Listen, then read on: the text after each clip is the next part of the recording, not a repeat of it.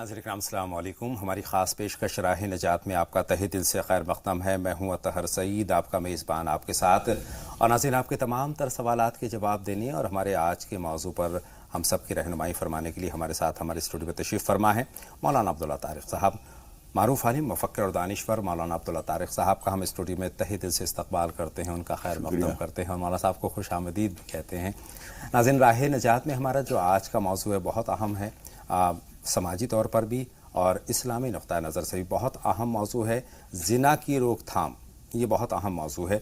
تمام برائیاں اس سے پیدا ہوتی ہیں. ناظرین، اسلام کی اگر بات کریں تو اسلام نے بہتر معاشرے کا تصور کیا ہے، ایک ایسا معاشرہ جو تمام برائیوں سے پاک ہو. لیکن جب برائیاں ہماری زندگی میں شامل ہو جاتی ہیں، کچھ بدنما داغ لگ جاتے ہیں تو ہماری زندگی اچھی نہیں ہوتی ہے، نہ دنیاوی اعتبار سے نہ آخرت کے اعتبار سے. اور ان تمام بدترین برائیوں میں سے ایک زنا، جس کی آج ہم بات کریں گے، زنا کی روک تھام کیسے ہو. یہ ایک بہت فطری بات ہے کہ مرد و خاتون کے درمیان اللہ نے زبردست کشش رکھی ہے، لیکن وہ اگر شرعی دائرے میں ہوں تو بہتر ہے، اور ان سرحدوں کو لانگ جائے، ان اصولوں کو اگر پار کر جائے، ان کو توڑ دے تو یہ بہت بڑی برائی کی شکل لے لیتے ہیں. حالانکہ اس تعلق سے کہا جاتا ہے کہ نفسیات کی اگر بات کی جائے تو جدید نفسیات کا ماہر فرائڈ کو مانا جاتا ہے دنیا بھر میں، جس کا ماننا یہ ہے کہ دنیا کی سب سے طاقتور اگر کوئی شے ہے تو وہ ہے شہوت، وہ ہے جسمانی تعلق.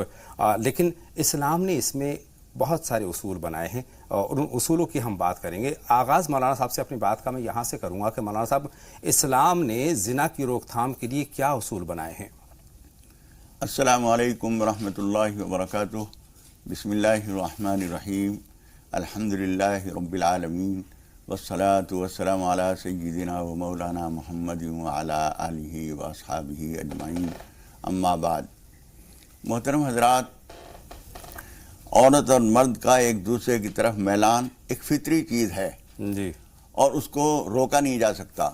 اور جن قدیم قوموں نے اس کو روکنے کی کوشش کی اور اس کو ختم کرنے کی کوشش کی، وہ بری طرح ناکام ہوئی. رہبانیت جو اختیار کی گئی عیسائیت میں، وہ ایک طرح سے اس تعلق کو ختم کر دینے کی کوشش تھی، اور وہ جب فیل ہوئی تو بہت بری طرح فیل ہوئی. اور وہ تمام گندگیاں جو عام سڑکوں پہ بھی نہیں ہو سکتی، وہ ایسی تنہائیوں میں ہوئیں جو انتہائی مقدس مقامات پر. شریعت انتہائی نفسیات کی رعایت کے ساتھ اور انتہائی فطری دین ہے. فطرت اللہ التی فطر الناس علیہا، اللہ تعالیٰ نے دین فطرت پر انسان کو قائم کیا ہے. دین فطرت ہے. حضور اکرم صلی اللہ علیہ وسلم نے بھی ارشاد فرمایا کہ اسلام دین فطرت ہے. فطرت کا تقاضا تو میلان ہے، لیکن اس کو کنٹرول میں رکھنا چاہیے. فطرت کی ایک چیز یہ ہے، ماہرین نفسیات ایک بات یہ کہتے ہیں کہ انسان کی طبیعت میں جو جو چیزیں ہیں ان کا ازالہ نہیں کیا جا سکتا، امالہ کیا جا سکتا ہے. ان کو ختم نہیں کیا جا سکتا، ان کو کوئی رخ دیا جا سکتا ہے، کنٹرول کیا جا سکتا ہے. کنٹرول کیا جا سکتا ہے، فنا نہیں کیا جا بے سکتا. شک صحیح. اگر فنا کرنے کی کوشش کی جائے گی تو یہ کوششیں فیل ہو جائیں گی. یہ فطری تقاضے ہیں، لیکن فطری تقاضوں میں شریعت نے کچھ بندشیں لگائی ہیں. کچھ فطری تقاضوں کو خدا پاک نے خاص رخ دیا ہے جی کہ ان کے اندر محدود رکھا جائے، اور اس کے علاوہ جتنے راستے ہیں پوری طرح بند کر دیے جائیں. نفسیاتی تقاضوں کو پورا کیا جائے اور اس کے لیے کچھ رہنما اصول، گائیڈ لائنز بنا دی گئی ہیں، اس سے باہر نہ جایا جائے. قرآن مجید میں اللہ تعالیٰ نے صرف یہ نہیں فرمایا لا تزنوا، زنا نہ کرو، یہ نہیں فرمایا. ولا تقربوا الزنا انہ کان فاحشہ وساء سبیلا، زنا کے قریب بھی نہ پھٹکو. بے شک. جی یہ گندی حرکت ہے. وساء سبیلا، بہت برا راستہ ہے. زنا کے قریب بھی نہ پھٹکنا کیا ہے؟ حضور اکرم صلی اللہ علیہ وسلم نے اس کی تفصیلات بیان فرمائی ہیں. حضور اکرم صلی اللہ علیہ وسلم فرماتے ہیں کہ جسم کے ہر حصے کا الگ الگ زنا ہے. آنکھ کا زنا یہ ہے کہ غیر محرم کی طرف وہ دیکھے. زبان کا زنا ہے کہ اس سے ہم کلام ہو. کان کا زنا ہے کہ اس کی بات سن کر لطف لے. جی، رس گھولے کان کے اندر، اور ایک بات کی 4 بات بنانے کی کوشش کرے تاکہ دیر تک ہم کلام رہنے اور گفتگو کرنے کا موقع ملے. پھر اس سے زیادہ جب حالات اور سازگار نظر آتے ہیں تو پھر ہاتھ اپنا کام کرتا ہے، قدم اپنا کام کرتا ہے. پھر حضور اکرم صلی اللہ علیہ وسلم فرماتے ہیں والفرج یصدقہ او یکذبہ، شرمگاہ اس کو تکمیل کرتی ہے یا اس کو نہ ہونے کا فیصلہ کرتی ہے. یعنی اس کے بعد کیا ہوتا ہے؟ اصل زنا وہ ہوتا ہے، لیکن یہ بھی زنا ہے. ہر چیز کا ایک زنا ہے. یعنی بری نگاہ سے دیکھنا، بری بات کو سننا، یہ بھی زنا کے زمرے میں آتا ہے. دیکھیے حضور اکرم صلی اللہ علیہ وسلم نے بری اور غیر بری کی بھی ایک تقسیم ہے. جی جی. حضور اکرم صلی اللہ علیہ وسلم فرماتے ہیں ان لک النظرۃ الاولی ولیس لک الثانیہ. کسی غیر محرم کی طرف تمہاری نظر اٹھی تو پہلی نظر تو تمہارے لیے معاف ہے، لیکن دوسری نظر یا پہلی ہی نظر جب لمبی ہو گئی تو وہ دوسری نظر بن گئی، اس کی تمہیں اجازت نہیں ہے. شریعت یہاں تک نظر رکھتی ہے. ایک کمرے میں، میری بات پوری ہو جانے دیجیے، ایک کمرے میں مرد اور عورت بیٹھے ہوئے ہیں. حضور اکرم صلی اللہ علیہ وسلم فرماتے ہیں تیسرا شیطان ہوتا ہے، یعنی شیطان اکسانے کی کوشش کرتا ہے. حضور اکرم صلی اللہ علیہ وسلم فرماتے ہیں کہ عورت جب باہر نکلتی ہے استشرفہ الشیطان، شیطان اس کو جھانکتا ہے، لوگوں کو آمادہ کرتا ہے. خود اس کے دل میں شیطان نے یہ بات ڈالی ہے کہ اپنے آپ کو ذرا آراستہ پیراستہ کر کے چلو تاکہ لوگوں کی تمہاری طرف نظر آئے. خوشبو لگا کے جا رہی ہے عورت تاکہ لوگ اس کی طرف توجہ کریں، اور ان سب چیزوں کے نتیجے میں جب ان کی توجہ ہوتی ہے تو یہ زنا کے حالات بنتے چلے جاتے ہیں، آخر تک نہ پہنچیں، لیکن یہ زنا کے لیے اس نے دوائی پیدا کی، راستے ہموار ہو گئے. جی جی صحیح فرما رہے ہیں. عورت کے اندر مولانا صاحب زبردست کشش رکھی ہے اللہ تعالیٰ نے کہ مرد اس کی طرف مائل ہوتا ہے، محبت کرتا ہے، لیکن اس کے ضابطے اصول ہیں.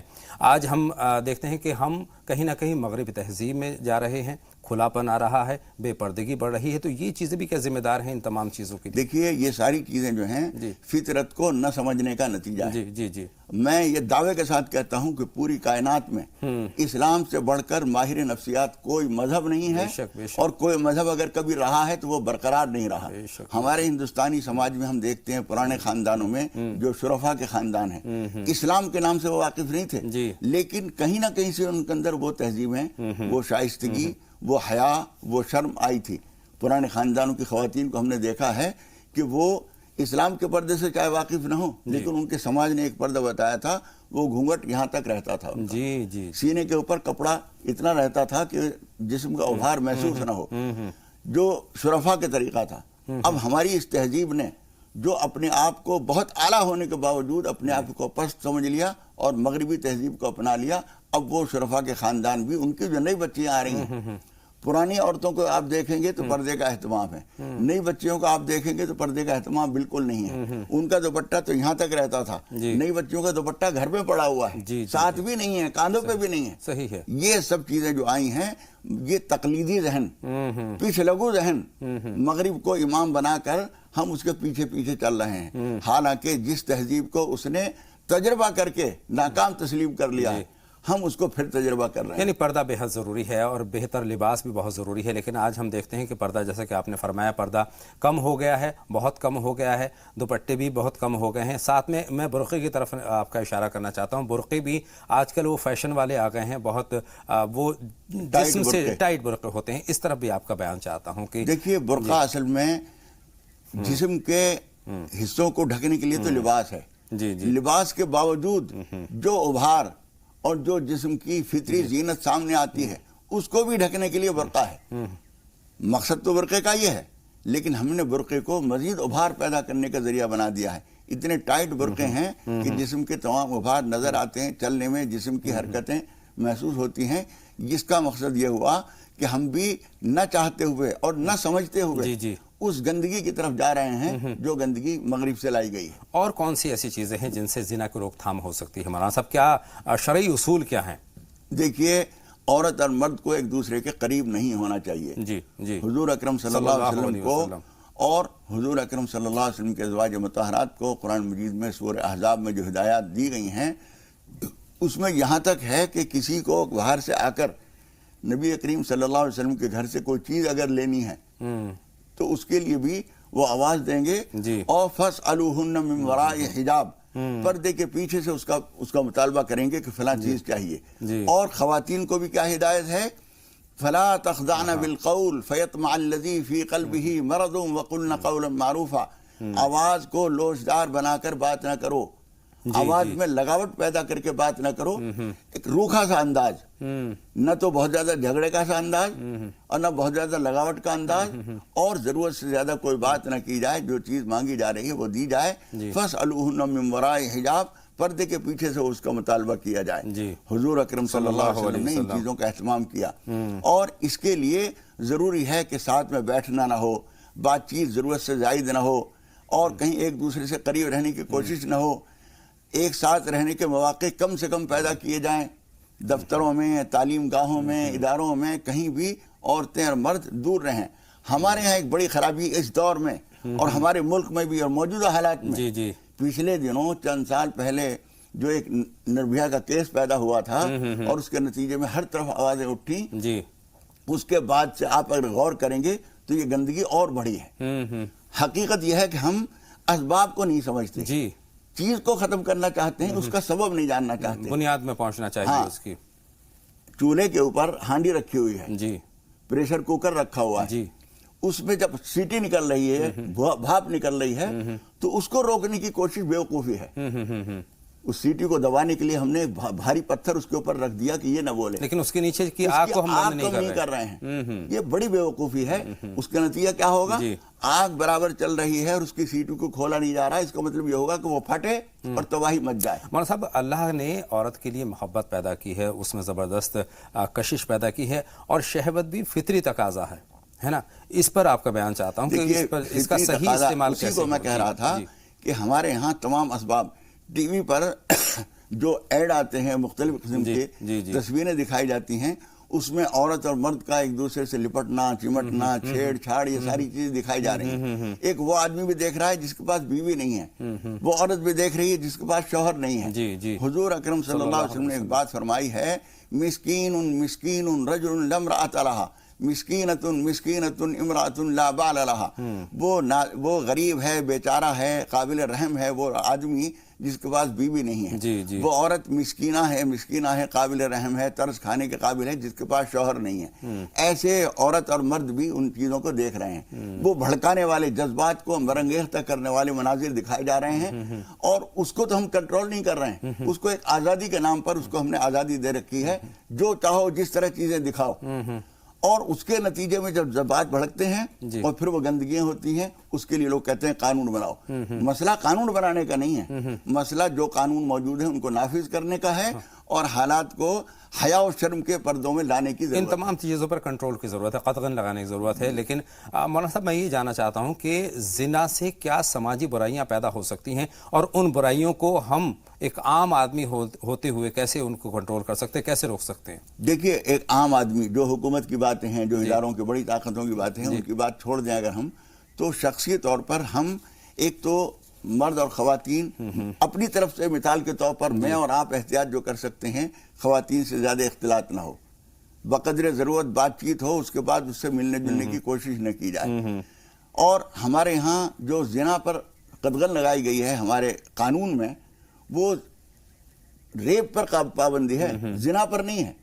اس فرق کو سمجھیے، ہمارے جو بھائی اس بات کو نہیں جانتے، ریپ دوسری چیز ہے اور زنا دوسری چیز ہے۔ ریپ کہتے ہیں زنا بالجبر، زبردستی کسی عورت سے غلط حرکت کی جائے، یہ تو ہمارے قانون میں جرم ہے، لیکن رضامندی کے ساتھ ہو تو اس میں کوئی خرابی نہیں، جبکہ اسلام کی نظر میں دونوں جرم ہیں، وہ زیادہ بڑا جرم ہے، اس لیے کہ اس کے ساتھ کسی کو ستایا بھی جا رہا ہے۔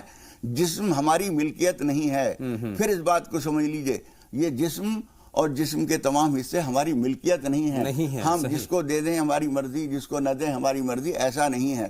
اس کا مالک اللہ رب العالمین ہے، ہمیں استعمال کرنے کے لیے اس نے یہ چیزیں دی ہیں۔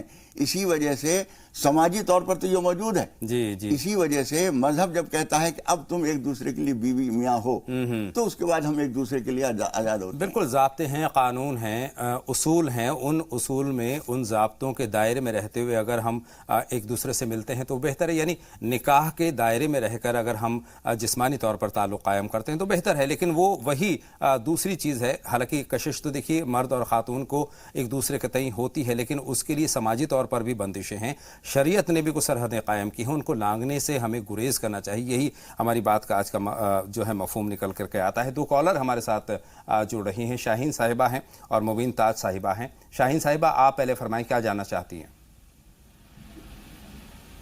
شاہین صاحبہ، خیر مقدم آپ کا۔ السلام علیکم۔ وعلیکم السلام، فرمائیے شاہین صاحبہ۔ میرے گھر میں نا برکت نہیں ہے۔ السلام علیکم۔ وعلیکم السلام، اپنے ٹی وی سیٹ کی آواز بند کر دیجئے۔ میرے گھر میں نا برکت نہیں ہے، اور بچے کو پڑھنے میں دل نہیں ہے مجھ سے، اور میری طبیعت بھی بہت خراب رہتی ہے۔ بہت شکریہ آپ کا، दोनों सवाल हम तक पहुंच गए हैं। मुबीन ताज साहिबा, आपका खैर मकदम, सवाल पूछिए। मुबीन साहिबा। हेलो, अस्सलाम वालेकुम। वालेकुम अस्सलाम, फरमाएं क्या सवाल है? हमारे घर में जो परेशानी है, हम्म, जी, सवाल मुकम्मल कीजिए। हमारे शौहर जो है नशा करते हैं। हम्म, जी, जी, आपके दोनों सवाल हम तक पहुंच गए हैं। जवाब के लिए कुछ लम्हों का आपको इंतजार करना होगा। एक छोटे से ब्रेक की तरफ जाएंगे और ब्रेक के उस पार बातों का सिलसिला एक मरतबा फिर जोड़ेंगे। एक छोटा सा ब्रेक।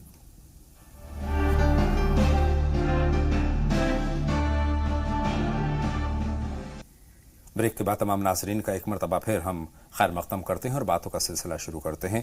एक कॉलर हैं मोहम्मद अनवर साहब मुरादाबाद से अपनी बात के साथ। फरमाएं अनवर साहब, क्या सवाल है आपका? अस्सलाम वालेकुम। वालेकुम अस्सलाम, खैर मकदम आपका मोहम्मद अनवर साहब। खैरियत हैं? अल्हम्दुलिल्लाह अल्हम्दुलिल्लाह। अनवर साहब, क्या सवाल है आपका? मौलाना साहब को अस्सलाम वालेकुम। वालेकुम अस्सलाम, वालेकुम अस्सलाम रहमतुल्लाहि व बरकातुहू। फरमाएं। 2 साल हो गए, मेरे बेटे का इंतकाल हो गया सऊदी अरब में। जी ओहो, अल्लाह मग़फ़िरत फरमाए। जी, एक हादसे का शिकार हो गया था, उसके एहसाले सवाब के लिए कोई दुआ बता दीजिए। बहुत शुक्रिया बहुत शुक्रिया। अल्लाह आपको सब्र जमील अता फरमाए। मौलाना साहब जी। देखिए, ईसाले सवाब के लिए बेहतरीन तरीक़ा एक तो यह है कि आप कुछ पढ़कर ईसाले सवाब कर दें। सूरह यासीन पढ़ लें, सूरह फातिहा, सूरह फलक, सूरह नास, ये चारों कुल पढ़ लें। या जो भी कुरान मजीद आप पढ़ना चाहें वो पढ़कर उसका ईसाले सवाब कर दें। दूसरे ये कि कोई ज़रूरतमंद मोहताज आया, कपड़ों की ज़रूरत है उसे, सर्दी का मौसम है, कपड़े चाहिए, आपने उसे 1-2 सूट दे दिया और उसकी नीयत कर ली कि हमारे बेटे को पहुंच जाए। भूखे को खाना खिला दिया, आपने नीयत कर ली उसको पहुंच जाए। वो तोहफे उसको पहुंचते रहते हैं, उसको राहत मिलती है। ये बेहतरीन तरीक़ा है। उसके लिए मग़फ़िरत की दुआ कीजिए, अपने लिए ज़ख़ीरा आखिरत बन जाए, इसके लिए दुआ कीजिए। बेशक बेशक। शाहीन साहिबा का सवाल है मौलाना साहब, घर में खैर बरकत नहीं है। और इसी ताल्लुक़ का एक सवाल मुबीन ताज साहिबा का भी है। जी, इन दोनों के लिए घर में मेरा परेशान। मशवरा यह है कि एक तो घर में नमाज का माहौल बनाइए। मैं नमाज पढ़ने को नहीं कह रहा हूँ, नमाज का माहौल बनाइए। आप भी पढ़ें, आपके शौहर भी पढ़ें, बच्चे भी पढ़ें। सुबह सवेरे उठ जाएं और एक जागने का माहौल बन जाए, उठ गए सब। फिर उसके बाद चाहे फुर्सत है, किसी को कहीं जाना नहीं है, वो सूरज निकलने के बाद नमाज और तस्बीहात वगैरह से, तिलावत से फारिग होकर फिर कोई सोना चाहे सो जाए। लेकिन नमाज का माहौल बनाइए, अल्लाह की वफादाराना ज़िंदगी गुजारिए तो अल्लाह ताला से हम मांगने का मुंह भी हमारा होगा। बेशक, अब बेशक। उसके हुक्मों को तोड़े बैठे हैं, अल्लाह से मांग रहे हैं हमें खैर बरकत दे, चैन दे, सुकून दे, ये बेमौका बात होती है। बेशक बेशक। 2 कॉलर और हैं। अब्दुल सत्तार साहब हैं, नसीम बानो साहिबा हैं हमारी फ़ोन लाइन पर। अब्दुल सत्तार साहब, फरमाएं क्या सवाल है आपका? अस्सलाम वालेकुम। वालेकुम अस्सलाम। वालेकुम अस्सलाम। मुझे ख्वाब पड़ा था, हम्म, हमारे यहाँ गांव में एक आस्था है, बाबा फरीदुद्दीन गंजी शकर रहमतुल्लाह अलैह ताला का है। जी। मेरे ख्वाब में आए थे वो, जी। और वो बता रहे थे कि हुजूर सल्लल्लाहु अलैहि वसल्लम, मुझे ख्वाब में देखा वो हुजूर सल्लल्लाहु अलैहि वसल्लम में मुझे बोले वो। जी और जी जी जी, मुकम्मल कीजिए अपनी बात। और कुछ दिन जाने के बाद में मेरे माँ का इंतकाल हुआ रमजान महीने में। 29 रमजान को उनका इंतकाल हुआ। जी जी। चलिए, आपका ख्वाब हम तक पहुंच गया है। नसीम बानो साहिबा, आप फरमाएं, आपका सवाल क्या है? हाँ भाई, अस्सलाम वालेकुम अस्सलाम। मौलाना साहब को सलाम। वालेकुम अस्सलाम। टीवी सेट की आवाज़ बंद कर दीजिए नसीम साहिबा और सवाल मुकम्मल कीजिए। नहीं, ये पूछना चाहती हूँ मौलाना साहब से, जैसे अपन सूर्य बकरा पढ़ते हैं तो टाइम होता है, जैसे सुबह पढ़ना है या जोर के बाद पढ़ने?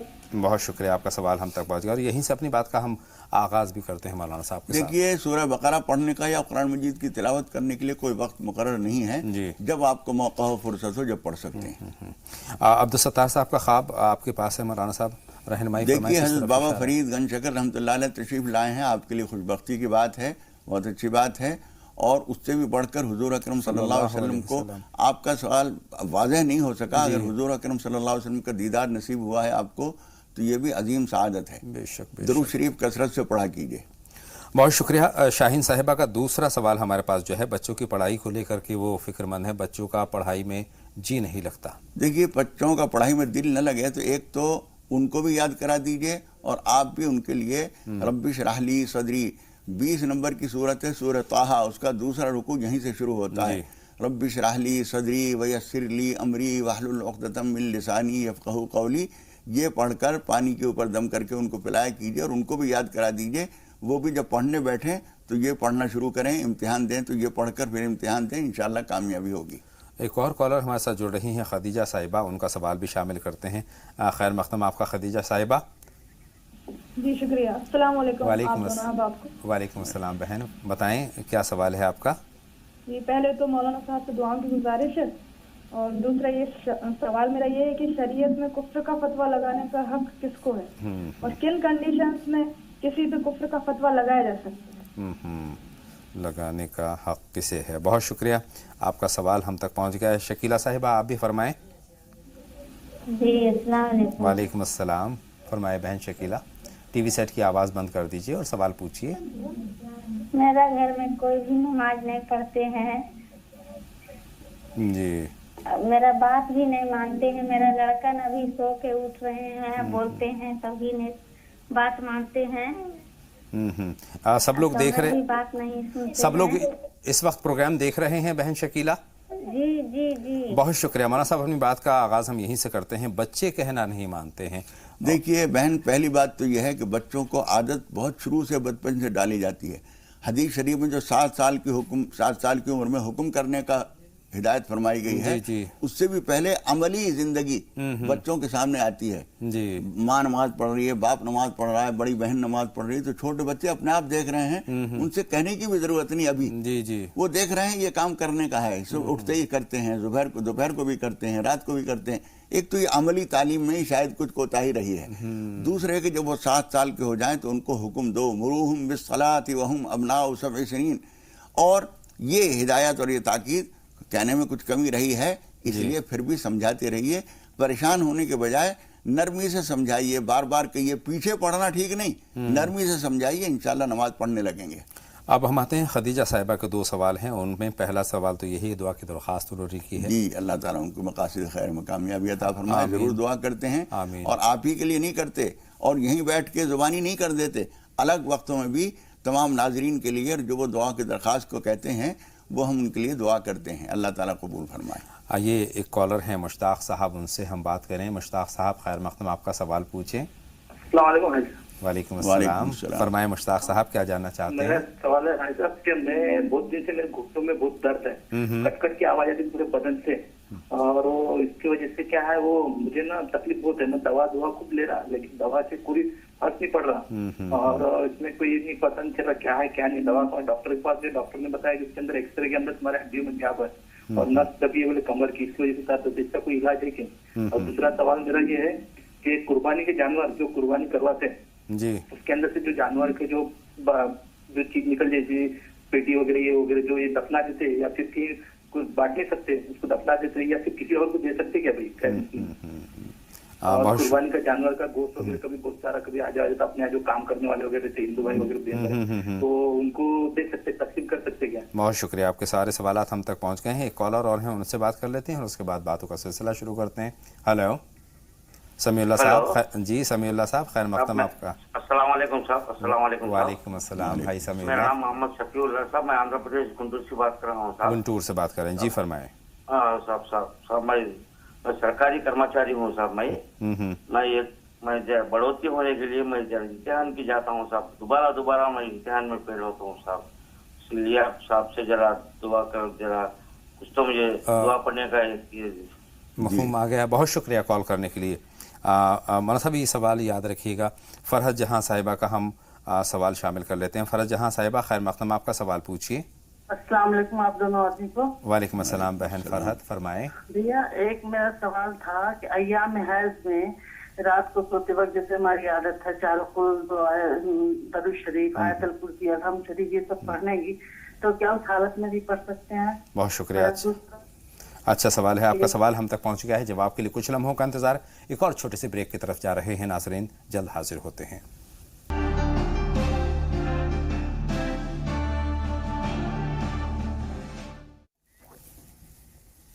ब्रेक के बाद तमाम नाज़रीन का एक मरतबा फिर हम लोग से इस्तकबाल करते हैं और बातों का सिलसिला शुरू करते हैं।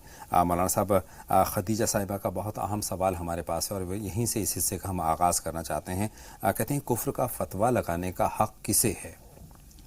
देखिए, हज़रत इमाम अबू हनीफा रहमतुल्लाह अलैह फरमाते हैं कि किसी आदमी के बारे में अगर हमें 99 दलाइल उसके कुफ्र के मिल जाएं जी और एक दलील उसके मोमिन होने की हो, जी। तब भी हमें उसे काफिर नहीं कहना चाहिए। इसलिए ये काम हर आदमी का नहीं है, हर मुफ्ती का भी नहीं है। और किसी आदमी को काफिर कहना इस तरह से कि फलां तू काफिर है, ये तो हक है ही नहीं किसी का। बहुत से बहुत जो बात कही जा सकती है, किसी की बात को हम ये कह सकते हैं ये जुमला ये कुफ्र की हरकत है, फलां काफिर हो गया, ये कहने का हक किसी को नहीं है। बहुत शुक्रिया। फरहत जहां साहिबा के सवाल की तरफ आते हैं। अय्याम हैज़ में जो 4 अक़ुल किताब उन्होंने जिक्र किया, पढ़े जा सकते हैं? देखिए, अय्याम हैज़ में कुरान मजीद की कोई आयत नहीं पढ़ी जा सकती सिवाय उन दुआओं के, उन आयतों के जो बतौर दुआ पढ़ी जाती हैं। जैसे रब्बना आतिना फिद दुनिया हसना कुरान मजीद की आयत है, लेकिन वो दुआ है, उसको पढ़ सकते हैं। उसके अलावा इस्तिग़फ़ार, दुरूद शरीफ, दूसरी चीज़ें पढ़ लीजिए। कुरान मजीद की कोई आयत उन हालात में न पढ़ी जाए। रेहाना साहिबा पटना से सवाल पूछना चाहती हैं। खैर मक़दम आपका। रेहाना साहिबा सवाल पूछिए। जी फरमाएं, आपकी हमसे बात हो रही है, अपना सवाल हम तक पहुंचाएं। टीवी सेट की आवाज़ बंद कर दीजिए रेहाना साहिबा। वालेकुम अस्सलाम। वालेकुम अस्सलाम। टीवी सेट की आवाज़ बंद। हम जो है ना बहुत एक साल से हमको मतलब कि बहुत बीमार है, बिस्तर में। बहुत शुक्रिया, आपका सवाल हम तक पहुंच गया। 1 साल से बीमारी पीछा नहीं छोड़ रही है। मौलाना साहब, क्या इक़दाम करने की ज़रूरत है? देखिए, इलाज मुआलजे में तो आप लगी भी होंगे, इलाज कराइए जी। और जो तरीका इलाज अब तक आपने इस्तेमाल किया है उसको छोड़कर कोई और तरीका इलाज इख्तियार कीजिए। तिब्ब यूनानी में या आयुर्वेदिक में कोई इलाज कराने की कोशिश कीजिए और सूरह फातिहा, आयतुल कुर्सी, सूरह फलक, सूरह नास पढ़कर पानी पे दम करके सुबह शाम पिया कीजिए। इंशाअल्लाह उम्मीद है कि ये शिकायत दूर हो जाए। अल्लाह बेहतरी का मामला फरमाए। समीउल्लाह साहब का गुंटूर से हमारे पास सवाल है। सरकारी मुलाजिम हैं और ये कहते हैं कि तरक्की के लिए इम्तिहानात देता हूँ लेकिन कामयाबी नहीं मिलती। देखिए, इम्तिहान के लिए एक तो तैयारी भी करने की ज़रूरत है। जो इम्तिहान आप दें उसके लिए पूरी तैयारी करें और इम्तिहान से पहले रब्बि इश्रह ली सदरी जो अभी हम बता रहे थे वो पढ़ें, नमाज हाजत पढ़ें, ख़ास इस नीयत से कुछ सदका निकाल कर फिर इम्तिहान देने के लिए जाया करें। ये सब चीज़ें कीजिए। हम भी दुआ करते हैं अल्लाह ताला आपको कामयाबी और तरक्की अता फरमाए। आमीन सुम्मा आमीन। शहनाज साहिबा हमारी फ़ोन लाइन पर आ चुकी हैं, उनका सवाल भी शामिल करें। खैर मक़दम आपका। शहनाज साहिबा सवाल पूछिए। अस्सलाम वालेकुम। वालेकुम अस्सलाम बहन शहनाज। मेरा सवाल ये है कि कुछ लोग कहते हैं कि जो अपर कास्ट इस्लाम में जो अपर कास्ट होती हैं, जैसे ये शेख सैयद या फिर जो पठान लोग होते हैं, उनमें जो अनमैरिड औरतें या लड़कियां होती हैं वो पैरों में बिछुए वगैरह नहीं पहनती। ऐसा सुनने में आया मेरी जानकारी में। बहुत शुक्रिया। और जो थोड़ी जिन्हें छोटी कास्ट समझा जाता है, असल में इस्लाम में कोई कास्ट वास्ट का चक्कर तो होता नहीं है, लेकिन जिन्हें छोटी कास्ट समझते हैं लोग, उनमें औरतों को पहनना जरूरी होता है। मैं तो ये जानना चाहती हूँ कि शरीयत के हिसाब से वाकई में एक शादीशुदा औरत या लड़की को शादीशुदा होने की कौन सी निशानी पहनना जरूरी है और वाकई में वो जरूरी है या नहीं है, उसकी मर्जी पे डिपेंड करता है। बहुत अच्छी बात है और बहुत अच्छी बात है। मौलाना साहब से इस पर रहनुमाई हम ज़रूर लेंगे, चूँकि पहली बात तो यही है कि बिछुए ज़रूरी हैं या नहीं इस्लाम में, पहले तो इस पर बात करेंगे। लेकिन एक कॉलर हैं, उनका सवाल भी हम शामिल करें। हेलो अजहर साहब, खैर मक़दम आपका सवाल पूछें। अजहर साहब, अगर आप तक हमारी आवाज़ पहुँच रही है तो फरमाएं क्या जानना चाहते हैं। टीवी सेट की आवाज़ बंद कर दीजिए तभी। वालेकुम अस्सलाम। जी, हमारे फादर को गुस्सा बहुत आ जाता है जरा सी बात पे, गुस्सा बहुत आता है। बहुत शुक्रिया, आपका सवाल हम तक पहुंच गया। मौलाना साहब, इनके वालिद मोहतरम को गुस्सा बहुत आता है। देखिए, आप लोगों को इस बात की कोशिश करनी चाहिए कि कोई ऐसी बात ना करें जिस बात से आपके वालिद को तकलीफ पहुंचती है, उन्हें नागवारी होती है। इस बात का एहतमाम कीजिए। और दूसरे ये कि जब उन्हें गुस्सा आए तो पानी पेश कर दीजिए। अगर वो खुशी से पी लें तो बहुत अच्छा, और अगर इस पर भी वो नाराज़ हों तो दिल में औज़ु बिल्लाहि मिनश शैतानिर रजीम पढ़ लिया कीजिए। ला हौला वला कुव्वता इल्ला बिल्लाहिल अलिय्यिल अज़ीम पढ़ लिया कीजिए। और एक कुरान मजीद की एक आयत है, कुलना या नारु कूनी बरदम व सलामन अला इब्राहीम, اگر یہ پڑھ سکے تو یہ بھی پڑھ لیجئے، انشاءاللہ تعالی یہ شکایت ختم ہو جائے گی۔ شہناز صاحبہ کے سوالات ہمارے پاس ہیں، 2 سوال ہو گئے ہیں۔ پہلے تو انہوں نے بڑی ذات اور چھوٹی ذات کی بات کی، پہلے تو ذات کا کانسیپٹ کلیئر کر دیا، اسلام میں کیا ہے مولانا صاحب؟ دیکھیے اسلام میں ان چیزوں کی کوئی اہمیت نہیں ہے، اور یہ اصل میں علاقائی اور قومی رسمیں ہیں، کس چیز کی کیا نشانی ہے اس کی کوئی شرعاً اہمیت نہیں ہے۔ پاؤں میں کیا پہننا ہے کیا نہیں پہننا ہے اس کی شریعت کی طرف سے کوئی تاکید بھی نہیں، کوئی ممانعت بھی نہیں۔ کچھ بھی پہنا جا سکتا ہے، کچھ بھی نہیں پہنا جا سکتا ہے، بس ایسی کوئی چیز نہ ہو۔ مثال کے طور پر کوئی ایسا طریقہ نہ اختیار کیا جائے پیروں میں ہو یا جسم میں ہو جو کسی دوسری قوم کا خاص شعار، اس کی خاص نشانی سمجھی جاتی ہو، اس سے تو پرہیز کیا جائے، ورنہ شریعت کی طرف سے ایسی کوئی تاکید شرعی حیثیت کوئی نہیں ہے اس بات کی۔ مولانا صاحب ایک مختصر میں یہ بھی بتائیں کہ شادی شدہ کی نشانی کیا ہے، ان کا سوال یہ بھی ہے۔ دیکھیے شادی شدہ کے لیے کوئی نشانی شریعت نہیں مقرر کی ہے، جی باقی الگ الگ سماج جو ہیں انہوں نے اپنی اپنی نشانیاں مقرر کی ہیں، شریعت ان چیزوں کو کوئی اہمیت نہیں دیتی۔ خاص بات یہ ہے کہ نکاح کا تو پتہ لگ ہی جاتا ہے، شادی شدہ کا پتہ لگ جاتا ہے، مساجد میں نکاح ہوتے ہیں تو تمام لوگوں کو پتہ لگ جاتا ہے کہ ہاں بھی اس لڑکی کے نکاح اس کے ساتھ ہوا، وہی ایک نشانی کہا جا سکتا ہے وہ کہ ہاں نشانی ہے۔ دوسرے کہ کسی کو ضرورت کیا پڑی ہے کہ کسی لڑکی کے بارے میں یہ جانے کہ اس کی شادی ہو گئی ہے یا نہیں ہو گئی ہے۔ چلیے 2 کالر ہیں، ان سے ہم بات کر لیتے ہیں۔ شبنم صاحبہ ہیں اور نذیر صاحب ہیں۔ شبنم صاحبہ فرمائیں کیا جاننا چاہتی ہیں؟ ہاں میں یہ جاننا چاہتی ہوں کہ میں بہت بیمار رہتی ہوں، 15 سال ہو گئی مجھے ڈائبٹیز کے لیے، اور بھی میرے پاس اتنی پریشانی ہوتی ہے، اور اتنی دیکھو مطلب کبھی کمر میں درد ہے، کبھی ہاتھوں میں درد ہے، کبھی پیروں میں درد ہے، مطلب کوئی دن ایسا نہیں جاتا، دن کٹ جاتا ہے تو رات نہیں کٹتی، رات کٹ جاتی ہے تو دن نہیں کٹتا۔ اللہ بہتری کا معاملہ فرمائے۔ نذیر صاحب کا سوال لے لیں اور اس کے بعد دونوں پر مولانا صاحب کی رہنمائی حاصل کریں گے۔ نذیر صاحب فرمائیں، خیر مقدم آپ کا راہ نجات میں، کیا سوال ہے آپ کا؟ جی جناب السلام علیکم۔ وعلیکم السلام۔ کیا نام مولانا صاحب کو بھی سلام کہیے گا۔ وعلیکم السلام نذیر صاحب، آپ کا سلام جناب محترم، میں یہ کہنا چاہ رہا ہوں کہ میرا بچہ ہے پونا میں سروس کرتا ہے، ایک سافٹ ویئر انجینئر ہے ماشاءاللہ۔ اچھا نوکری لگ جاتی ہے، پھر 2-3 سال میں 2-2.5 سال میں پھر چھوٹ جاتی ہے، اس کے باوجود ہم آپ سے 7-8 مہینے سے گھر میں کہیں لگتی ہے، جاتے ہیں تو دینا ہے، اس کے بعد کیا ہوتا ہے رک جاتا ہے معاملہ۔ نذیر صاحب آپ کی آواز ٹوٹ رہی ہے لیکن آپ کے سوال کا مفہوم ہم تک ضرور پہنچ گیا۔ جی مولانا صاحب رہنمائی۔ دیکھیے بہت دھیان سے سنیے، آپ کے بچے کو بھی دھیان کرنا ہے اور آپ کو بھی اور بچی کی امی کو بھی، کہ انہوں نے اس کے تعلیم کے زمانے میں کوئی بات بولی تھی، کوئی منت مانی تھی کہ ہماری تعلیم مکمل ہو جائے یا اچھے نمبروں سے ہم پاس ہو جائیں تو ہم یہ کریں گے، روزے رکھیں گے، نفل پڑھیں گے۔ ایسی کوئی بات بولی تھی جو پوری نہیں ہو سکی ہے، اس کی وجہ سے یہ دشواری ہے۔ یاد کیجئے اور پورا کر لیجئے، یاد نہ آئے تو بھی آپ سب لوگ 2 کر کے 4 رکعت نماز توبہ پڑھ کر اللہ تعالیٰ سے معافی مانگیے، پھر انشاءاللہ تعالیٰ یہ شکایت نہیں ہوگی۔ مشتاق صاحب کا اور بہن شبنم کا ایک سوال بالکل ایک جیسا ہے، اسی لیے آپ کی رہنمائی دونوں پر ایک میں لیتا ہوں۔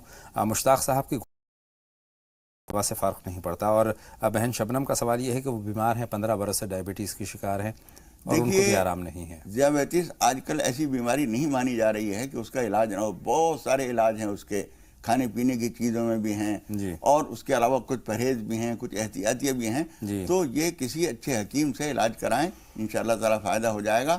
دوسرے کہ آرام اور کھانے پینے کے معاملات میں تبدیلی پیدا کرنے کی کوشش کریں، ڈاکٹر سے حکیم سے یہ پوچھیں کیا چیزیں احتیاط کرنے کی ہیں، وہ احتیاط کریں گی تو انشاءاللہ تعالیٰ یہ شکایت ختم ہو جائے گی۔ اس کے علاوہ الحمد شریف 4 قل پانی میں پڑھ کر دم کر کے پیا کریں صبح اور شام، انشاءاللہ شکایت ختم ہو جائے گی۔ علاج بھی تبدیل کر دیں، جہاں جہاں اب تک علاج کرایا ہے اس سے دوسری جگہ کر کے دیکھیں۔ اللہ بہتر کرے۔ مولانا صاحب نظام الدین صاحب اس وقت ہماری فون لائن پر ہیں، اس کے بعد زاہدہ صاحبہ سے بات کریں گے۔ بتائیں نظام الدین صاحب کیا سوال ہے، کیا جاننا چاہتے ہیں؟ نظام الدین صاحب وعلیکم السلام۔ سب سے پہلے اپنے ٹی وی سیٹ کی آواز بند کر دیجئے اور اس کے بعد اپنا سوال ہم تک پہنچائیے۔ وعلیکم السلام۔ جی ہلو۔ جی ہم آپ کو سن پا رہے ہیں۔